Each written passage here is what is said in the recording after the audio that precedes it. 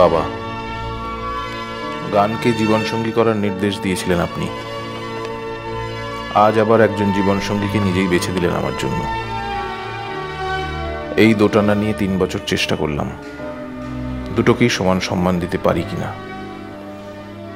দেখলাম আমার দ্বারা সম্ভব নয়। আমি চললাম বাবা, কোথায় কেন জানি না। হয়তো আমার প্রথম সঙ্গীকে আবার নতুন করে খুঁজতে হবে। কবে ফিরবো জানি না, অতএব পথ চেয়ে থাকবেন না। রানীকে আপনি এ বাড়িতে এনেছেন, আমি জানি তার দায়িত্ব আপনি সর্বতোভাবে নেবেন। আর পুপে আপনার হাতেই মানুষ হোক। আপনি তাকে যা দিতে পারবেন তার বাবা হয়েও আমি কোনোদিন পারতাম না।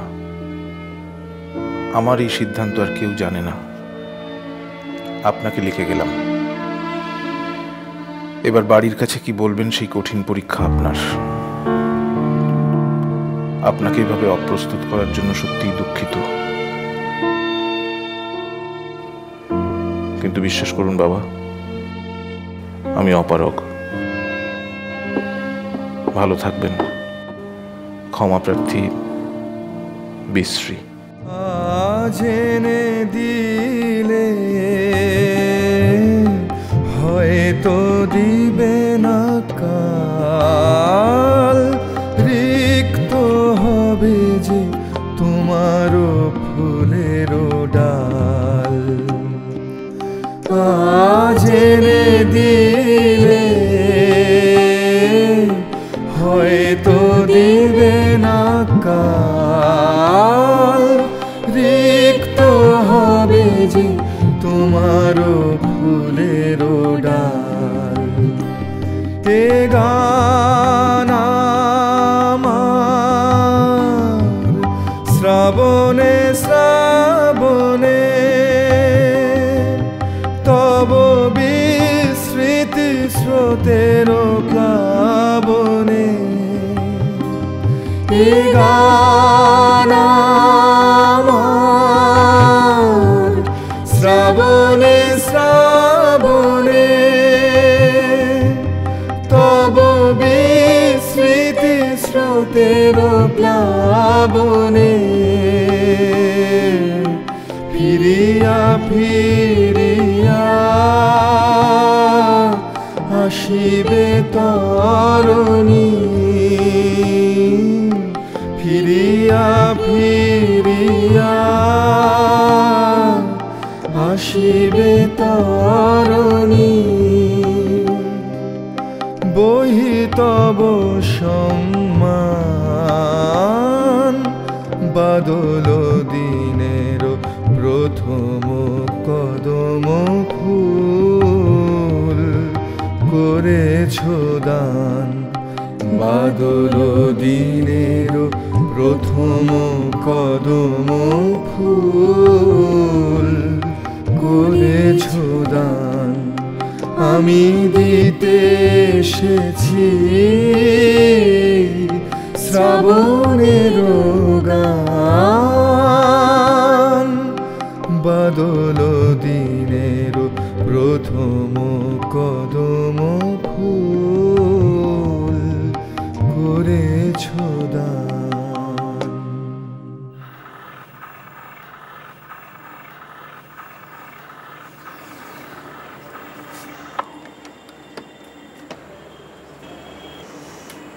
থামি, এটা কার গান? চন্দ্রশেখরের। ওনার গলা এরম ছিল? হ্যাঁ, তখন ওই 22-23 বছর বয়স হবে আর কি। আর সঙ্গে মেয়েটাকে? রেকর্ডেই তো লেখা আছে, দেখ না।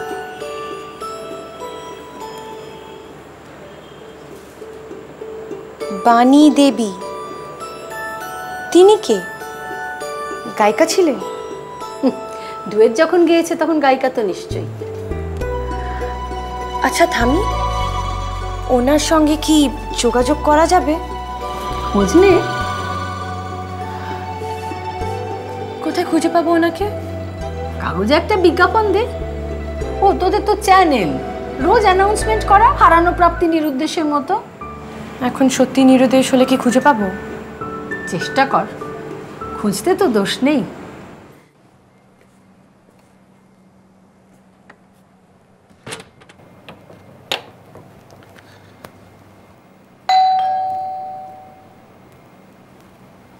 চন্দ্রশেখর বাবু আছেন? কে কানাইদা? উনি একটু বড়বাবুর সঙ্গে দেখা করতে চাইছেন। তুমি ভেতরে যাও, আমি দেখছি। আসুন। নমস্কার। নমস্কার, বলুন। আমি কি একটু চন্দ্রশেখর বাবুর সঙ্গে দেখা করতে পারি? আপনি কোত্থেকে আসছেন? না না, উনি আমায় চিনবেন না এখন। শুনুন, আপনার যদি বিশেষ কোনো দরকার থাকে তাহলে একটা কাগজে লিখে দিন, আমি ওনাকে গিয়ে দেখাচ্ছি। তবে উনি যদি মনে করেন তবে। না না না, অত ঝামেলার কোনো প্রয়োজন নেই, আপনি হয়তো পারবেন। আচ্ছা, আপনি কি ওনার ছেলে? আমি ওনার সেক্রেটারি, ওনার কাজকর্ম দেখি। ও, তাহলে আপনিই তো পারবেন। আমাকে একটা খবর দিতে পারেন? বলুন। ওনার ছোট ছেলে চন্দ্রহাস বাবু, উনি কি এখন কলকাতায়? উনি একটু বাইরে গেছেন। কেন গেছেন জানতে পারি? আপনি কি সাংবাদিক? না না, তেমন কিছু না, আমার খালি খবরটা দরকার। কি খবর? উনি যে বাইরে গেছেন সেটা কি দলের শোয়ের জন্য নাকি বেড়াতে? মেঘ বলেছে যাব যাব, রাত বলেছে যাই। চলো, অনেকক্ষণ হলো। বলে কুল মিলেছে, আমি তোর না বলে। চলো, দলের সবাই অপেক্ষা করছে। কি? আমার হাতটা ধরো। আমি কেবল এই তারাগুলোর দিকে তাকিয়ে হাঁটবো, তুমি আমার হাতটা ধরে। হঠাৎ? ছোটবেলায় এটা আমার খুব প্রিয় খেলা ছিল। মুরলীদা বলে একজন বয়স্ক লোক ছিলেন আমাদের বাড়িতে, আমাকে পার্কে বেড়াতে নিয়ে যেতেন। ফেরার পথে যখন সন্ধে হয়ে আসতো, আমি ঠিক এইভাবে আকাশের দিকে তাকিয়ে হাঁটতাম আর মুরলীদা আমার হাত ধরে থাকতো। সামনে শুধু রাস্তায় কিছু থাকলে সাবধান করে দিত, খোঁচা সামালকে। আচ্ছা ঠিক আছে, ওই পর্যন্ত যাব। কেন? দেরি হয়ে যাবে। হোক দিন। এমন করে না শোনা, সবাই কি ভাববে? কলকাতায় গিয়ে এত বড় আকাশ পাবো না তোমার হাত ধরে হাঁটতে পারবো?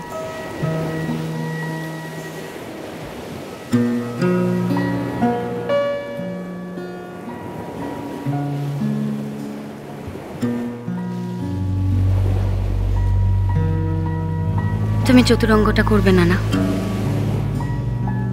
ওটা এসেনশিয়ালি উপন্যাস, ওটা সিনেমা থিয়েটার হয় না। খুব হয়, তুমি চেষ্টা করলেই পারবে।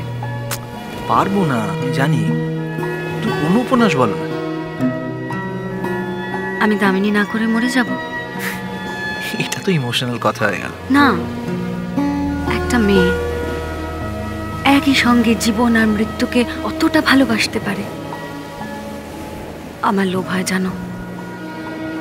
আচ্ছা ঠিক আছে, কলকাতায় ফিরি দেখা যাবে। প্রমিস? আচ্ছা বাবা, চেষ্টা করবো বললাম তো। সারাটা আকাশ সাক্ষী, সব কটা তারা। আচ্ছা ঠিক আছে, চলো। আরে আরে, কোথায় যাচ্ছো?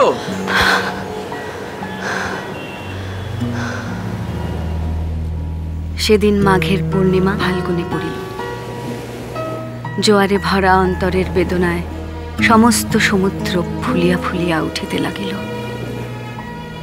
সেদিন দামিনী বলিল, সাধ মিটিল না, জন্মান্তরে আবার যেন তোমাকে পাই। আজ বাংলা তারিখটা জানিস? জানি, 22শে শ্রাবণ। যাচ্ছিস রে, দেখা কিন্তু করবে না। কেন? গানির পারে